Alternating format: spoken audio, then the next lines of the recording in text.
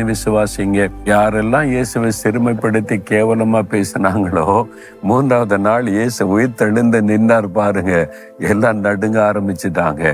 இன்றைக்கு வரைக்கும் உலகம் முழுவதும் அதிகமான மக்கள் இந்த இயேசுவை தான் விசுவாசிக்கிறாங்கன்னா பாருங்க, மகிமை. அதே மாதிரி உங்க வாழ்க்கையிலையும் இந்த சிறுமையிலிருந்து விடுதலையாக்கி நீங்கள் மகிமைப்படுத்தப்படுவீங்கன்னு கர்த்தர் வாக்கு கொடுக்கிறார். அதனால சொல்லுங்க, ஆண்டவரே, இந்த சிறுமை குறித்து நான் கலங்க மாட்டேன், நீர் என்னை மகிமைப்படுத்துவீர், எனக்காக சிலுவையில சிறுமை அனுபவித்தீரே, உமக்கு ஸ்தோத்திரம்னு ஜெபம் பண்ணி பாருங்க.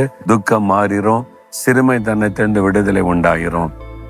ஆண்டவரே, என்னுடைய சிறுமையை மாற்றி என்னை மகிமைப்படுத்த நீ சிலுவையிலே சிறுமைப்படுத்த அர்ப்பணித்து கொண்டீரே, அந்த அன்பை நினைத்து உம்மை துதிக்கிறேன்.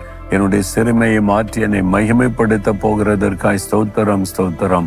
இயேசுவின் நாமத்தில் ஜெபிக்கிறேன். ஆமேன், ஆமேன்.